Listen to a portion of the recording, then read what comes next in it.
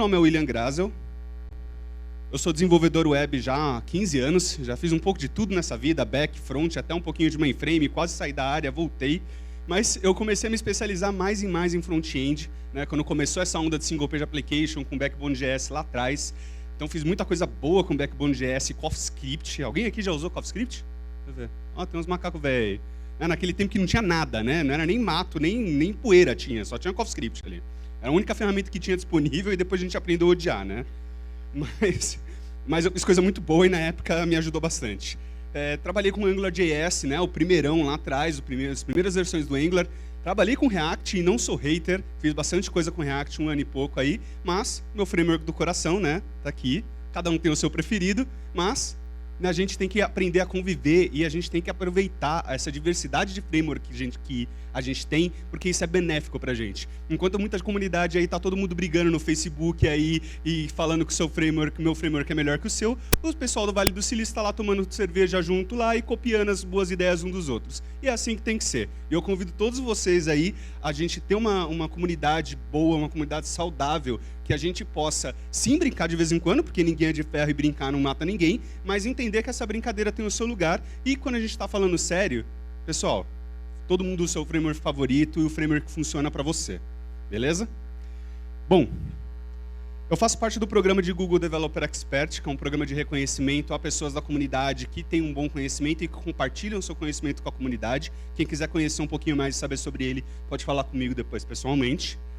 E eu também sou organizador do Angular SP, que é um dos maiores meetups de Angular e TypeScript aí, o maior da América Latina, um dos maiores do mundo. A gente está um pouquinho parado nesse momento, porque né, os organizadores têm vida pessoal e às vezes a gente não consegue conciliar todas as coisas ao mesmo tempo, mas a gente está com um plano já de voltar e emendar vários eventos aí. Então, quem for de São Paulo ou quiser participar lá e conhecer com a gente também é bem-vindo. A gente trabalha com um evento guiado pela comunidade, com pessoas da comunidade palestrando e compartilhando o seu conhecimento. Ninguém precisa ser um especialista para palestrar, para falar o que está aprendendo, né? Às vezes o pessoal acha que para palestrar, para escrever artigo, você precisa ser um especialista. Não. Você precisa ser um programador, um desenvolvedor e precisa estar aprendendo. O pouco que você está aprendendo, outras pessoas podem aprender com você. Então, nunca não esperem você ser um cara, uma pessoa, uma mulher, um homem muito foda que, sabe, manja de tudo, porque você nunca vai manjar tudo e esse tempo nunca vai chegar. Eu espero que não.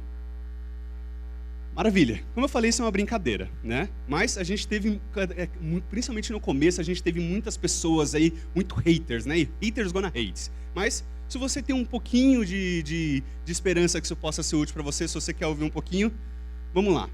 Mas geralmente a primeira indignação das pessoas é: mas por que diabos querem tipar o meu TypeScript? TypeScript é uma linguagem dinâmica, TypeScript nunca vai ter tipos, então, o que estão acontecendo? O que estão querendo mexer com a minha linguagem? Né?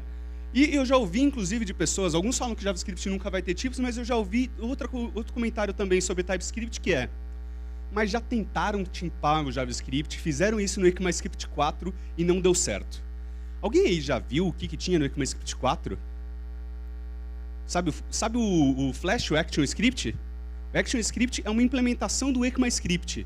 Só que sabe por que ele é tão diferente? Porque ele implementava a versão 4 do ECMAScript. Pouca gente sabe disso. ECMAScript foi uma versão que tinha um sistema de módulos, estranho, hein? Tinha generators e iterators no ECMAScript 4. Tinha destruction assignment, tinha sistemas de tipos estáticos, ou seja, no ECMAScript a gente já teve uma especificação com tipos. Só que além de tudo isso, várias coisas que inclusive vieram parar no ECMAScript 6, a gente tinha um monte de bugs e falhas de retrocompatibilidade. Esse era o principal problema do ECMAScript 4. Eles fizeram várias dessas features de modo que sites antigos começaram a quebrar quando isso começou a ser implementado nos navegadores. E quando eles perceberam que eles estavam com grandes falhas de retrocompatibilidade, né, e alguns bugs, eles deram rollback em tudo. O ECMAScript 4 morreu na praia e acabou sendo uma versão dropada, uma versão que não deu certo. E daí eles pularam da versão 3 para a versão 5, né? Uma das diversas versões de diversas ferramentas, frameworks que não existe oficialmente. Mas o ActionScript, ele implementava a versão 4, por isso que ele era tão diferentão. Maravilha. E além do ECMAScript 4, que outras tentativas tiveram de tipar o JavaScript na comunidade, né, em empresas e tudo mais? O Google, há muito tempo, ele já usa um carinha chamado Google Closure Compiler. Não confundir com Clojure, a linguagem, tá? Não tem nada a ver.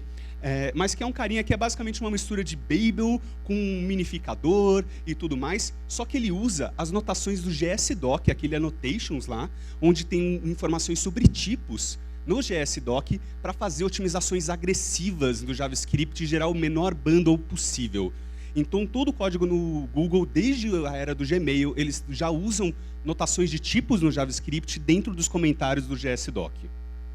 Além disso, existe uma especificação, uma proposta no JavaScript, no ECMAScript, de ter tipos no JavaScript baseado no que teve no ECMAScript 4, né, para voltar aí numa próxima versão de JavaScript. Ou seja, pode ser que demore, mas muito provavelmente JavaScript vai ter tipos oficialmente em algum momento. Só que isso está demorando, está andando em velocidade de tartaruga. Por quê? Porque eles estão mais preocupados nesse momento trabalhando no WebAssembly, tá? Que tem um sistema de tipos bem low level, de bit int32, int34, int64, e diversos tipos muito baixo nível. E eles não querem que isso conflita com o sistema de tipos de high level, de tipo alto, que o TypeScript está ganhando muito mais espaço, enquanto o Flow parece estar perdendo com o tempo. E, bom, o que é TypeScript? Vamos começar a falar dele em si, tá? Se você entrar no site, ele vai ter um título e daí vai ter esse subtítulo, que é JavaScript que escala. E daí, na primeira descrição que tem, ele fala que TypeScript é um superset de tipos, é um typed superset que do JavaScript, então um superset de tipos do JavaScript que compila para JavaScript puro. Então, por essa descrição aqui, vocês já podem perceber que TypeScript não é uma nova linguagem. Toda vez que eu escuto alguém falando que TypeScript é uma nova linguagem, dá um... Não é. TypeScript é um superset de tipos. Você não precisa aprender uma nova linguagem. Tudo que você conhece do JavaScript, você pode aproveitar no TypeScript e vocês vão ver um pouquinho mais sobre isso mais para frente. Bom, e não tem como a gente falar de TypeScript sem a gente falar da Microsoft, que foi a criadora do TypeScript, né? E há uns 2, 3 anos atrás, tinha umas estatísticas oficiais do TypeScript, do GitHub, onde a Microsoft apareceu como a principal contribuidora open source do TypeScript, até que a Microsoft comprou o GitHub e agora os dois, né, estão lá. Mas isso aconteceu principalmente por causa desse cara aqui, né, o novo CEO, CTO, sei lá qual que é o cargo desse cara, é o Bambambam lá da Microsoft, onde uma das primeiras frases públicas que ele falou em eventos públicos depois que ele entrou no cargo da Microsoft foi: não tem motivo pelo qual a Microsoft não poderia ser o maior contribuidor de open source do mundo. Tá? E depois disso, depois dessa frase, a Microsoft começou a abrir o código-fonte de tudo. Basicamente tudo que eles têm hoje, muita coisa que eles têm hoje, tanto de Azure, C#, .NET, o VS Code, o TypeScript, eles abriram tudo, né? Ao ponto deles comprarem o próprio GitHub. E está muito próximo e terem muitos core committers do próprio Microsoft em distribuições Linux, fazendo trabalho open source gratuito para a galera aí. Mas vamos lá, o que é um superset de tipos, então, William? Se não é uma linguagem, né? O que é isso de superset? O que você está querendo dizer com isso? Bom, tem algumas coisas que a gente tem que entender disso. Primeiro, todo JavaScript válido tem que ser um TypeScript válido. Se não há uma outra linguagem, quer dizer que tudo que você pode usar no JavaScript, você pode usar sim no TypeScript. Você não está fazendo uma outra linguagem.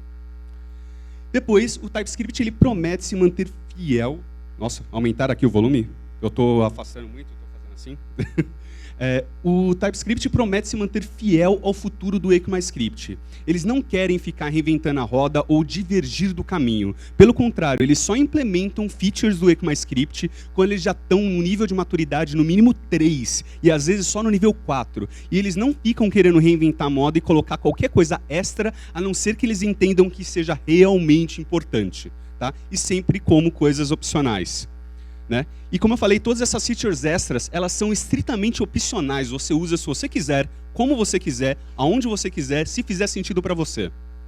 E funciona também como um transpiler, né, e como um bundler, da mesma forma como você usa o Babel. Então você pode trocar o Babel pelo TypeScript, se fizer sentido para você.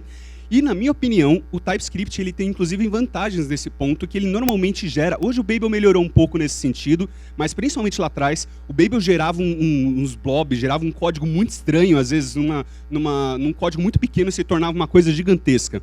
O o Babel tem melhorado nisso, mas o TypeScript para mim sempre foi melhor nessa transpilação de código, né? Ou seja, transformar um código de ECMAScript moderno, a última versão do ECMAScript, num ECMAScript 5 que você pode colocar em qualquer navegador. E, como eu disse, ele faz isso editando o mínimo possível o seu código. E você pode, inclusive, colocar targets, não só do ECMAScript 5, mas como você pode colocar um target de ECMAScript 6, 7, o que fizer sentido para o seu projeto. E, por exemplo, se você colocar um target de ECMAScript 6 e escrever apenas ECMAScript 6, né, apenas sintaxe válida do ECMAScript 6, ele nem vai tocar no seu código. Ele vai simplesmente jogar o seu código, fazer alguma validação, dependendo de como você configurar ele, e jogar o seu código para fora da mesma forma como ele entrou. E ele é focado principalmente no ferramental e análise estática de código. Tá? Ferramental em que sentido? Por um acaso vocês já pegaram projetos, às vezes, de 2, 3 anos, e daí você percebe que no começo do projeto vocês erraram em alguns nomes, em alguns conceitos de negócio, e daí você quer mudar um nome que está confuso, né, de XPTO para XPTO2, e você tem que fazer isso de maneira massiva no seu projeto, né? Um Java, um C Sharp, por mais verboso que seja e por mais problemático que seja em diversas coisas, você consegue fazer isso em segundos com um ferramental certo, com um editor correto. E isso sempre foi sofrível no mundo de JavaScript. Isso foi sempre muito difícil de você fazer. E com TypeScript e as ferramentas que vêm com ele, isso se torna cada vez mais fácil, sem você ter que ficar fazendo expressão regular mirabolantes para fazer conversões em massas no seu projeto. E facilitando esse refactoring em crescimento de grandes básicos de código, em como te ajudando a escalar uma grande base de código. Mas vamos lá, quem está usando o TypeScript? TypeScript é uma das 5 linguagens oficiais dentro do Google. O Google, se você entra lá e começa um projeto, você tem que escolher entre uma dessas 5 linguagens que fazem sentido para o seu projeto, e uma delas é oficialmente o TypeScript. Grandes empresas como o Airbnb, o Reddit, PayPal, Lyft, são diversos cases que estão mais e mais adotando o TypeScript para usar como padrão para todos os seus projetos de JavaScript dentro da empresa. Existem mais de 200 mil projetos e esse número só aumenta. Cada vez que eu faço essa apresentação, eu vou dar uma olhada nesse número aqui para atualizar ele. Projetos open source no GitHub. E vários frameworks web, como, começando pelo Angular, né, que foi o primeiro player a realmente adotar o TypeScript, mas você tem o Ember aí, que está fazendo todos os módulos novos dele com TypeScript. Você tem o Vue, que já na versão 2 começou a dar suporte oficial a TypeScript. Na versão 3 está sendo escrito em TypeScript internamente. O Aurelia, que é um cara menos conhecido, o Cycle.js aí, que também é bem hipsterzão, e vários caras cada vez mais sendo escritos no seu source code realmente com TypeScript. E você tem frameworks mobile como o Ionic e o NativeScript, que é uma opção aqui ao React Native que pouca gente conhece. E você tem desktop apps como o VS Code e Slack, que são aplicações que provavelmente quase todos vocês usam nos seus dias a dias, que também são escritas com TypeScript. Entre outras linguagens, e todo ano nas pesquisas do Stack Overflow, que é uma das pesquisas maiores que tem com desenvolvedores no mundo, todo ano ele está saindo como uma das linguagens mais amadas e que paga melhor na pesquisa do Stack Overflow. Create React App, né, a CLI mais famosa do React, já faz algum tempo que ela deu suporte oficial a TypeScript. Você pode começar um projeto React do zero com TypeScript, com suporte oficial da CLI. O Jest, quem aí usa Jest? Levanta a mão. O Jest tem um pull request que ficou bem famoso aqui, onde eles migraram o source code deles de Flow para TypeScript, então projetos do próprio Facebook, migrando de Flow para TypeScript. E tem um case bem... E essa imagem aqui é bem engraçada. Esse cara aqui é um dos criadores do NPM do Node, onde ele fez uma palestra no Meetup lá nos Estados Unidos, onde ele falou que 48% dos usuários do NPM estão usando TypeScript, direto ou indiretamente. E daí, nesse tweet dele mesmo, ele falou: esse slide pode chocar 54% de vocês. Mas daqui é uma coisa clássica. Mas por que todo código que eu vejo de TypeScript parece Java ou C Sharp? Quem é que lembra da primeira vez que viu um código escrito em ECMAScript 6 lá atrás, quando eu só usava ECMAScript 5? Quem é que lembra da estranheza de ver todas aquelas features do ECMAScript 6 novas sendo usadas ao mesmo tempo? Né? Ou seja, muita coisa nova, se você mostrar ao mesmo tempo, vai parecer uma outra linguagem, vai parecer que é um alien aparecendo na sua tela, né? Porque você ainda não está acostumado com aquilo. Só que, como eu disse, as features do TypeScript são opcionais. Você não precisa usar todas elas logo de cara, né? E você não precisa ver todas essas features e usar todas elas de uma vez. Então, o principal objetivo dessa palestra, e ela na verdade começa agora, é te mostrar TypeScript por um caminho suave em 5 passos para você começar a adotar TypeScript nos seus projetos, se fizer sentido para vocês. Tá? Maravilha. Então, primeiro passo, vocês vão ser puristas. Vocês vão usar apenas o JavaScript, o ECMAScript puro, sem tipar nada, sem usar nenhuma feature nova, e vão usar ele apenas como um transpiler, apenas como um bundler.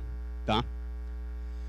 E você não precisa usar nem a extensão famosa de TS do TypeScript. Você pode usar JS, JSX, Vue, qualquer coisa. Dá para você compilar configurar o TypeScript para ele pegar qualquer extensão. Então você nem precisa mudar a extensão do seu projeto. Tá? E você vai deixar o TypeScript te ajudar como ele puder. O que vai acontecer é, se você desligar todas as flags dele, porque por padrão ele vem com várias flags ativadas, você desliga todas, e o que vai acontecer é, ele vai te dar um monte de warning, vai te avisar um monte de cagada, de um monte de erro que provavelmente está acontecendo em produção nesse momento e você nem está percebendo. Tá? Mas você não precisa mudar nada na sua base de código para pelo menos ter esses warnings e usar ele como um transpiler e um bundling para você. Né? E você não vai precisar aprender nada de novo a não ser fazer essa configuração desligando todas as flags. Tá, mas o que eu ganho com isso, William? Por que você está falando para trocar o Babel por ele? Ou nem precisa trocar o Babel, na verdade você pode usar o TypeScript como um plugin do Babel, também tem essa opção, tá, galera? Primeira coisa, você vai ganhar IntelliSense e inferência de tipos. IntelliSense é quando você está digitando um código e o editor está te ajudando, já te dando uma dica do qual que é o método que você tem que escolher, as propriedades, e ele vai fazer isso de uma maneira muito mais poderosa do que você está acostumado com o JavaScript. E ele também vai começar a inferir tipos. Por exemplo, nesse exemplo aqui, não está difícil de ler aqui, mas esse é um exemplo de match.random. O TypeScript, ele sabe que essa API aqui do JavaScript retorna um número. Então, se você tentar aqui, por algum momento você esqueceu, né, aconteceu alguma coisa no meio dessas duas linhas, você esqueceu que isso daqui era um número e tentar dar aqui é um to lowercase, né, um método de string, o TypeScript vai te avisar isso em tempo de compilação enquanto você estiver escrevendo o código, né, sem nem precisar compilar. E daí você já vai ter o IntelliSense e já vai te prevenir de fazer vários problemas que de repente você só vai pegar num teste prático ou em produção. Então você já vai começar a ter essas vantagens. E você pode também ter IntelliSense de qualquer lib ou framework que você utiliza, independente até dele ter sido escrito ou não em TypeScript. Existem diversas libs da comunidade aqui, que você pode, por exemplo, dar um npm install nos tipos do Node. Então o Node ele não é escrito em TypeScript, mas tem tipos da comunidade para ele. Então você tem toda a API do Node tipada para você ganhar IntelliSense e ganhar mais velocidade se você estiver escrevendo uma coisa errada. Por exemplo, se você não lembra qual que é as propriedades, os parâmetros que você vai passar para um determinado método do Node, daí você vai ter que ir lá olhar a documentação. Não, com o IntelliSense ele já vai te mostrar as opções que você tem de superposição, quais opções de parâmetro e a documentação lá bonitinha. O jQuery, por exemplo, ou por exemplo do React, tem tipos da comunidade lá do React. E tudo isso é um projeto open source da comunidade chamado Definitively Typed, que qualquer pessoa pode abrir um pull request aqui e tem definições de tipos para praticamente todas as libs que tem no mercado já minimamente famosinhas. E você mesmo, de repente, pode escrever uma definição de tipos aqui para um projeto que, de repente, mais hipster, que ainda não tem tipos para lá. Então, contribuam com lá, pessoal. Então, vamos para o segundo passo. O primeiro foi o purista, né? Daí você não usou nada, não aprendeu nada de novo, apenas configurou o TypeScript. O segundo passo, a gente vai começar a introduzir realmente algumas features do TypeScript. E você vai começar a tipar algumas variáveis, principalmente entrada e saída de funções. Principalmente a API pública do seu projeto, que interage, de repente, com outro sistema, ou com o usuário, ou com alguma coisa mais crítica do seu projeto. Você não precisa sair tipando tudo. Tipe as coisas mais importantes, que façam sentido para você. Né? E ajude o TypeScript a te ajudar e te proteger dando informações extras, porque apesar dele ter uma inferência de tipos, né, muitas vezes ele adivinha sozinho os tipos, nem sempre ele consegue. Então você vai ajudar o TypeScript a te proteger quando for necessário. E daí a gente começa a lidar com os sistemas de tipos dele, né? O sistema de tipos do TypeScript é com esses dois pontos e o nome do tipo dele. Então você tem tipo booleano, você tem tipo de numérico, string, arrays, né? E dentro de array aqui você fala quais são as possibilidades dentro do array. Então esse array, por exemplo, ele só aceita números, ele não vai aceitar strings. Ou você tem esse sistema de tuplas, onde você fala uma quantidade fixa de itens dentro desse array e cada um dos tipos em cada uma das posições, assim como você tem os tipos de undefined e null. Sim, são tipos diferentes, porque o JavaScript são coisas diferentes, null e undefined, né? Então a gente tem tipos diferentes para isso. Assim como você pode ter múltiplas opções de tipos, né? JavaScript é uma linguagem dinâmica, então se a sua variável for dinâmica, existem formas de você declarar ela dessa forma. Você pode, por exemplo, falar que uma determinada variável, ela pode aceitar tanto strings como um null, por exemplo, né? E você começa ela como null. E existem os tipos também mais abrangentes. Você pode declarar uma variável como n, ou seja, aceita qualquer coisa. Aqui você está deixando realmente o TypeScript não te proteger de nada no final das contas. Você está falando, olha, aqui pode usar qualquer método, qualquer coisa, e eu sei o que eu estou fazendo. Cuidado. Beleza. E você pode ter, por exemplo, um array de n, né? Um tipo dele principal aqui é um array, mas é um array que ele aceita qualquer coisa, qualquer tipo de variável aqui dentro. E você pode criar, por exemplo, enums. Enums é uma maneira bem idiomática e legível de você conseguir dar sentido para o seu código, né? Uma prática bem interessante.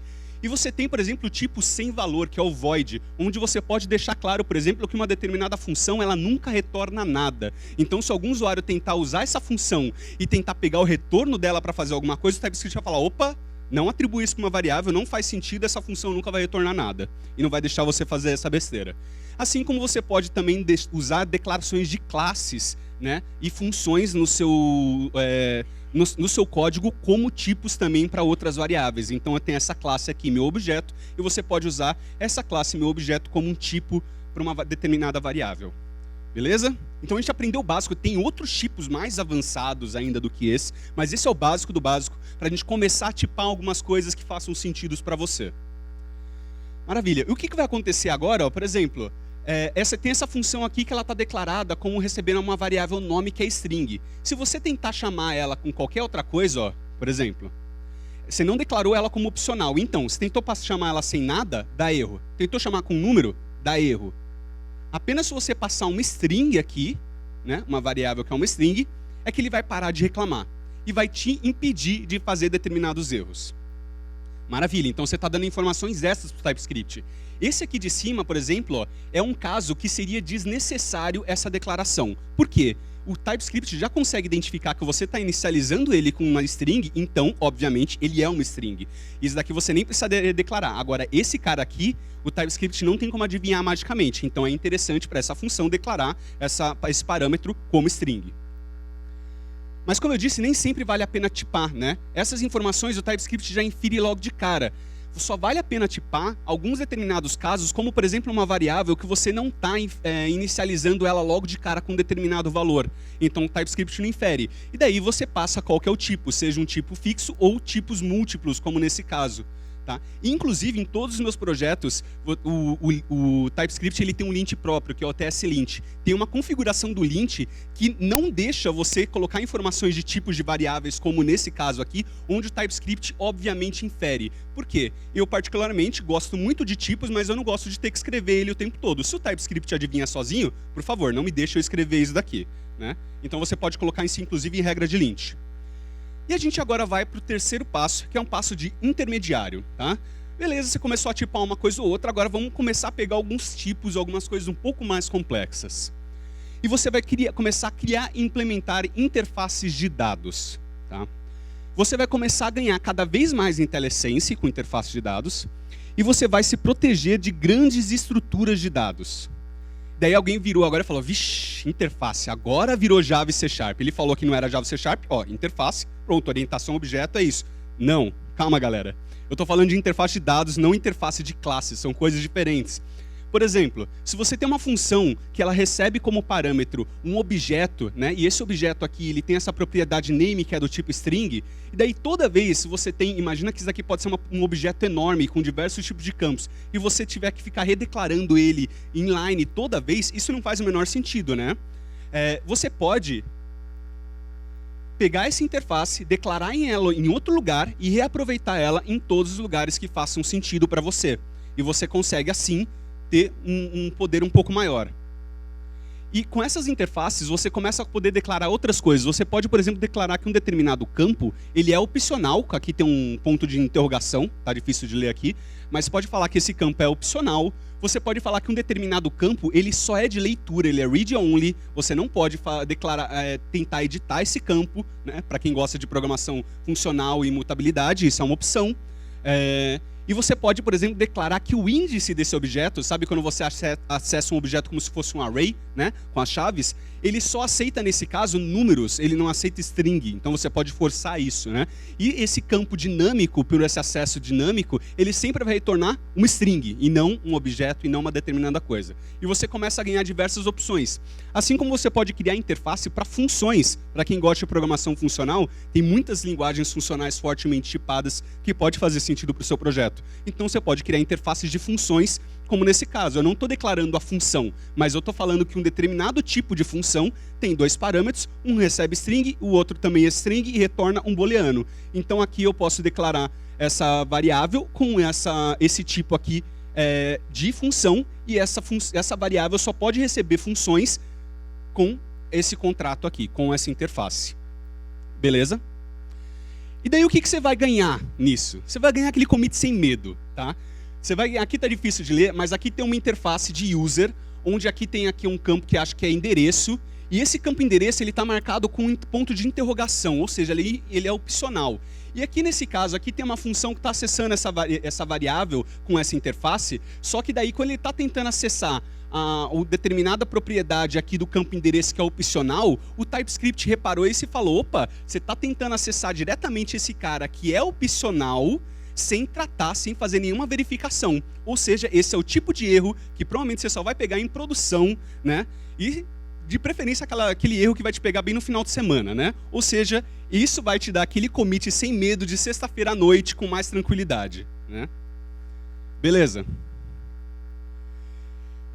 O Airbnb, que é um dos maiores cases que tem de empresas que começaram a migrar em massa todos os seus projetos para TypeScript, tem uma palestra sensacional com essa engenheira deles, eu não lembro o nome dela agora, mas ela conta como que foi o processo de migração deles para TypeScript. E ela conta como eles fizeram uma análise póstuma de quantos bugs eles resolveram que eles tinham na base de dados antiga, que eles pegaram só com TypeScript. E eles chegaram a um dado aqui, num número, que você pode entrar em detalhes, você pode ver isso em detalhes num post que eles têm no Medium lá deles, onde eles falam que eles resolveram, em média, 38% dos bugs que eles tinham em produção foi resolvido apenas com a migração para TypeScript. Ou seja, é um número muito grande para ser ignorado, tá? E daí, cada vez mais, quando você estiver se acostumando com TypeScript e você começar a mexer num código que não tem TypeScript, você vai começar a se sentir assim, ó, andando às cegas, porque você vai estar acostumado com a proteção de interface de dados e todas as coisas que o TypeScript pode te fornecer. Maravilha. E daí a gente estava num passo intermediário. Então vamos começar a mexer com features realmente avançadas, né? Se você realmente começou a se empolgar, bom, vamos mexer nas coisas mais interessantes, né? Tudo isso é muito simples até agora. Então a gente vai começar a mexer em features avançadas. E uma das features que eu mais gosto das avançadas é um negócio chamado generics. Alguém aqui já ouviu falar de generics? Já usou generics? É um negócio legal, né? Só que é meio complexo, né? Vamos tentar passar por cima de generics. Eu não vou explicar, isso daqui é até de mestrado para falar, eu não vou entrar em tantos detalhes, mas vamos lá. Mas com generics você consegue conhecer o conteúdo de um array, de uma promise ou de um observable, mesmo antes dele ser executado. O que eu quero dizer com isso? Vamos lá. Por exemplo, nesse caso aqui, eu estou falando que esse array, ele é um array de number. Isso daqui nada mais é, esse cara de cima, um sugar syntax para esse tipo de baixo, que é um tipo genérico de array. Então, array, ele tem um tipo genérico que recebe um outro tipo que eu estou falando que é número, né? Beleza, vamos estressar isso um pouco mais. Imagina que você tem aqui um serviço seu que tem um método chamado getUsers e ele faz uma chamada, ele faz um fetch para uma determinada API, né? E essa API, esse fetch, ele retorna o quê? Uma promise, né? Mas é uma promise do quê? Se você conhece a sua API, você sabe o contrato dela e você sabe o que ela retorna, né? E você pode, então, construir uma interface para os dados de retorno dessa API. E daí, se você tem os dados dessa interface aqui, você pode falar que esse método getUsers retorna uma promise do quê? De users. E users é o tipo genérico da promise. Resumindo, isso é genérico. Você consegue generics é um tipo que eu não tenho informação no momento que eu estou escrevendo o código, então quem está escrevendo o código da FET aqui não sabe o que essa API vai retornar, só que eu posso dar a opção para o usuário dessa API de FET para ela falar qual que é o tipo que ela sabe que vai ser retornado aqui. E eu consigo depois com isso ter um IntelliSense muito mais poderoso, eu consigo ter uma checagem, né, de código muito mais poderosa para aquele commit seguro de sexta-feira à noite. Então vamos rapidinho fazer o nosso próprio tipo genérico aqui. Imagina que você tem uma função qualquer, aleatória, que ela recebe um número e retorna um número. E daí você é o cara que gosta de deixar aquele código cada vez mais genérico, cada vez mais poderoso, e você não quer mais só receber número e retornar número. Você quer retornar qualquer coisa e retornar qualquer coisa. Só que com um detalhe, o tipo que for retornado de entrada sempre vai ser o mesmo tipo de saída. E daí a primeira coisa que o pessoal geralmente vai fazer é, eu posso receber qualquer coisa e vou retornar qualquer coisa, que eu faço? NN, né? Recebo qualquer coisa, retorno qualquer coisa e está pronto. Só que daí eu perdi a inferência de tipos, eu perdi a proteção do TypeScript, ele não vai mais me avisar se eu fizer uma cagada, sendo que o tipo é N aqui, né? Como é que eu resolvo isso? Generics. Então eu posso com o tipo generics falar, olha, essa é a notação, eu coloco entre chaves aqui um tipo T, eu podia colocar qualquer coisa, eu podia colocar aqui abacate, banana, da Nayana mesmo, mas eu chamei de T, e eu estou falando que esse tipo T eu vou receber na entrada e na saída. E o próprio TypeScript, eu não preciso sempre falar qual que é o tipo genérico. O próprio TypeScript vai saber que se o usuário chamou essa função com um número, o retorno vai ser número. Se ele chamou com string, o retorno vai ser string. E o próprio TypeScript vai vai inferir isso sem eu ter que fazer explicitamente essa informação, como eu fiz nesse caso aqui do Promise Users. Tá? Então, nem sempre eu preciso falar qual que é o tipo genérico. O tipo genérico, às vezes, se resolve sozinho. E daí, se o passo anterior era avançado, agora passa o quê? É o God Mode, né? A gente vai começar a usar cheat agora, né? Então, vamos lá. Agora que a gente vai começar a brincar é ativar todas as flags de segurança disponíveis. Lembra que eu falei que o passo inicial, né, o inicial, você iria desligar todas as flags? Agora a gente vai fazer o contrário, a gente vai ligar todas as flags de segurança do TypeScript. E você vai ser o cara mais seguro e protegido do mundo, mais ainda do que C#, Java ou qualquer outra linguagem fortemente tipada. E não é o William que está falando isso, é o próprio criador do C#, do TypeScript que falou isso, que por acaso é o mesmo criador de C# e do Fortran. Ou seja, é um cara que manja, ele sabe o que ele está falando e ele falou que a notação do TypeScript, se você usar ela completa, ela é mais poderosa que do C# e do Java. Maravilha. Então, exemplos de chaves de flags que você pode ligar no TypeScript. Tem o noImplicitN. O que aquele cara faz? Ele exibe um erro toda vez que o compilador não conseguir inferir um dado que não foi explicitamente tipado. Eu adoro ligar isso daqui. Por quê? Eu não gosto de escrever um tipo que o TypeScript consegue inferir sozinho. Então, se ele consegue inferir, eu não vou escrever. Só que pode ser que eu não escrevi, ele não conseguiu inferir e é N, e eu estou desprotegido. Ou seja, se você não conseguir inferir TypeScript, me avisa que eu mesmo vou tipar. Então me avisa quando tiver isso. Tem o noImplicitReturns, que ele retorna um erro toda vez que uma função não retornar o mesmo tipo de dado para cada fim possível, sem que ele declare. Por exemplo, se numa função você uma hora está retornando string, uma hora está retornando número, uma hora está retornando um defined, e você não deixou explícito que você quer esse comportamento, vai dar erro. Outra flag, por exemplo, que eu gosto muito é o noImplicitDis, que ele exibe um erro toda vez que você fizer uma manipulação insegura no dis. Sabe aquele famoso dis, né? Que te dá um undefined is not a function, porque o contexto que você estava executando a função não era o que você estava imaginando? Se você fizer uma manipulação insegura no dis, o próprio TypeScript vai te avisar que você está fazendo besteira. Olha que legal. E tem, por exemplo, o strict null checks, que ele vai te impedir de ficar propagando sem querer valores nulos. Porque às vezes você tipou todas as coisas, você tipou a interface, só que sem querer, numa coisa meio dinâmica que você fez, você passou um null para frente de maneira genérica, de alguma maneira, sei lá, sem querer você propagou um null. E mesmo com tipo todo o seu código fortemente tipado, vai começar a explodir um monte de coisa. Porque a checagem de tipos do TypeScript ela é só em tempo de build, não em tempo de execução. Mas com esse cara aqui, o TypeScript vai fazer mais e mais checagens para te impedir de sair propagando null e undefined para sempre sem querer. E tem uma outra flag, que é a minha preferida, e eu uso ela em todos os meus projetos hoje em dia, mas você não vai fazer isso logo no seu primeiro projeto, que é o strict mode. Essa flag, o strict, ela vai ativar todas essas flags de cima e várias outras que eu nem citei porque não dá tempo de citar. Tá? E claro que tem muitas outras features, tem muito mais features no TypeScript do que o que eu falei. O objetivo aqui não é te falar te ensinar tintim por tintim TypeScript. É te falar que, desde uma pessoa purista que quer usar, de repente, TypeScript só como transpiler e, de repente, para te avisar uns warnings, te mostrar que, de repente, você está fazendo alguma besteira, desde um cara que, de repente, veio do back-end, que gosta de um Java e C# e gosta de uma tipagem forte no JavaScript, ambas pessoas podem se aproveitar disso. E isso pode fazer sentido no seu projeto, desde um projeto de front-end, desde um projeto de Node. Tá? E todos os tipos, lembre, todas as features do TypeScript são opcionais. Você não precisa usar nada que você não queira e nada que você não possa aprendendo no dia a dia. Então, cada dia você pode dar uma olhada na API do TypeScript e aprender uma coisa nova aí para te proteger ainda mais. E aí? Alguém está com medo de TypeScript ainda?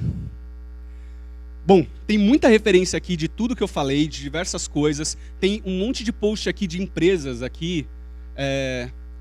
Por exemplo, um post do blog de engenharia do Slack, do Lyft, do Asana, que são empresas que estão adotando o TypeScript em massa. Eu vou colocar todas essas, eu vou colocar esses slides com todas essas referências aqui no meu Twitter. Então, para vocês poderem pegar e estudar isso por conta própria, cada um desses daqui é um link que vocês podem clicar aí para lá, tá? E tem espaço para perguntas? Bom, enquanto tem as perguntas, muito obrigado, meu Twitter está aqui.